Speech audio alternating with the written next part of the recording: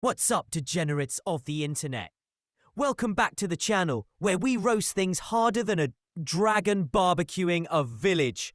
Today, we're diving into the steaming pile of mediocrity that is The Beginning After the End Anime, Episode 1.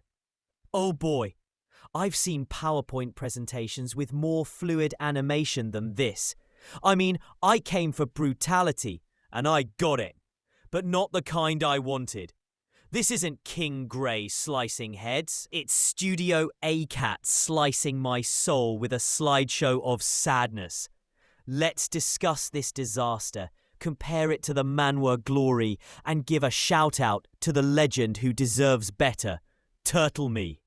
Hit that like button if you've ever cried over bad animation, and let's get into it. Alright, let's start with the animation. I put that in air quotes. Because calling this animation is like calling my dog a Michelin star chef.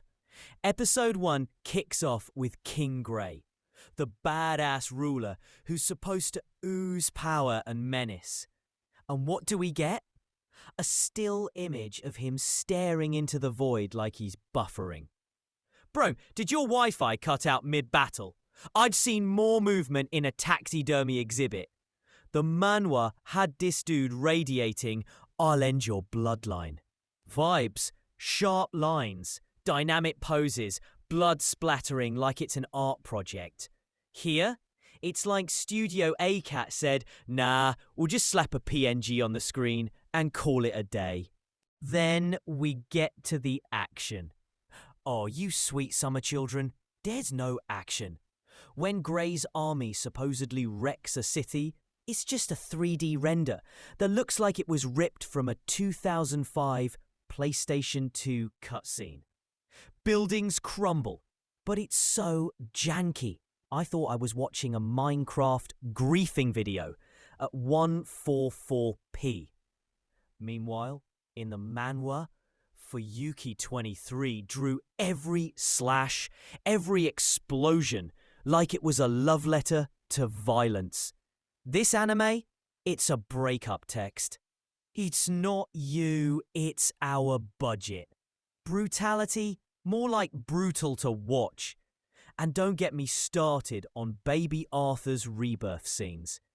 The manhwa gave us this adorable yet cunning kid, eyes gleaming with past life wisdom. The anime, he's just sitting there, staring at his parents like he's waiting for the next slide to load. I swear, I heard a click sound effect in my head. Next slide, please. Studio A-Cat turned an epic isekai into a corporate training video.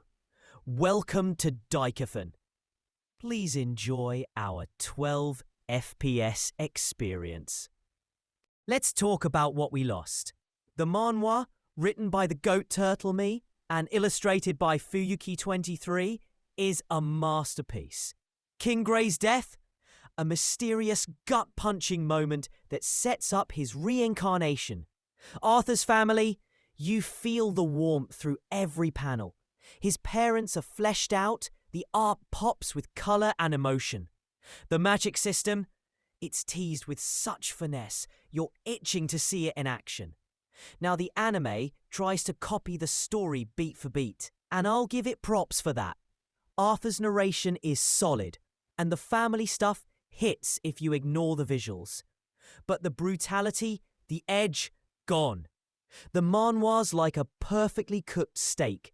The anime's a microwaved hot pocket. Technically edible, but why bother? The manhwa's pacing lets you soak in the world. Daikathon feels alive. The anime, it's like they hit fast forward but forgot to animate the frames in between. You're supposed to feel Arthur's awe at this new life, but instead, you're wondering if the animators took a nap halfway through. Turtle Me gave us a feast. Studio A-Cat gave us crumbs. Now, let's talk about the man behind the magic, Turtle Me, aka Brandon Lee. This dude's a Korean-American genius who started TBAT as a web novel back in 2017 on Tapas. He's out here in Washington, D.C., crafting a story that blends Eastern and Western vibes. Think Full Metal Alchemist meets Eragon. He's the executive producer on this anime, which makes me wonder, Turtle Me, my guy, did they lock you in a closet while ACAT butchered your baby? This man deserves a throne, not a front row seat to this slideshow massacre. Turtle Me's got a vision. Over 150 million readers worldwide, beating Solo Leveling in the US on Tapas. He's supervising the story, so at least the plot's safe. But bro, blink twice if you need us to storm Studio ACAT and demand a redo. You gave us a king, they gave us a cardboard cutout. So, does episode 1 deliver brutality? Oh, it's brutal, alright. Brutally disappointing. I wanted blood-soaked battles. I got a flip book. I wanted Arthur's rebirth to shine. I got a screensaver. Studio ACAT, you had one job and you turned it into a meme. Fans waited years for this, and you hit us with animation so stiff it could star in a zombie flick. Compared to the manhwa, it's like trading a Ferrari for a tricycle with a flat tire. But hey, it's only episode 1. Maybe they'll blow the budget on episode 2 and give us something worth watching. Or maybe I'll just reread the manhwa and pretend this never happened. What do you think, fam?